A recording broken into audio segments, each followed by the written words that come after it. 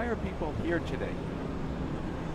We're here, Scott, because the President of the United States and the Secretary of State are really guilty of treason in our estimation.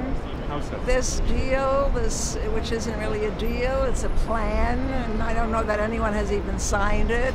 And the Iranians are calling for death to America while the ink hasn't dried on whatever papers they have been circulating. The whole thing is a total disgrace. We know that it is dangerous for America, certainly for Israel. The entire world is threatened by this accord. So we have come here by the thousands to protest against this and to say that America will not sit idly by with folded hands while this kind of perfidy goes on.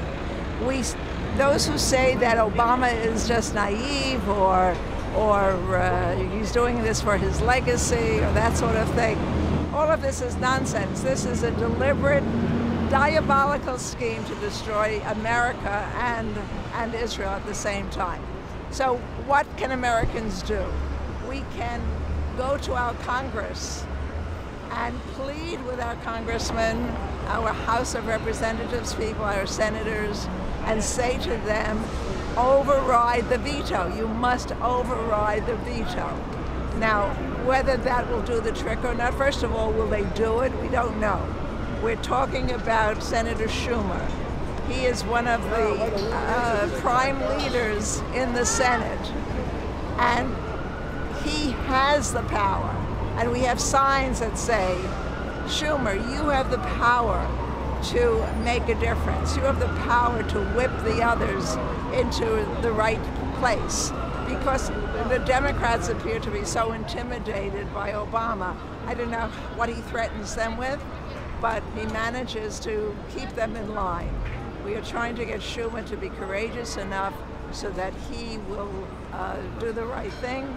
So far he's been hedging, and actually we're even planning a demonstration at his offices tomorrow after this demonstration. How strong is the movement to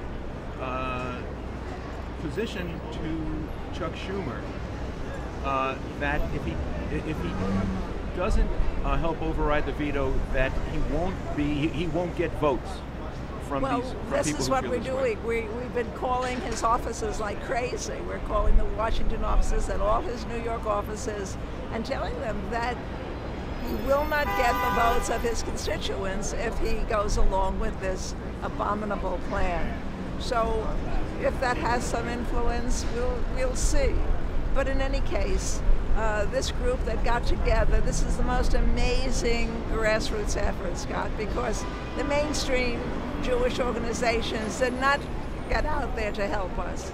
We've been doing it all on a shoestring. Small organizations like Americans for a Safe Israel and JCC Watch and others of that ilk, plus individuals who are so concerned.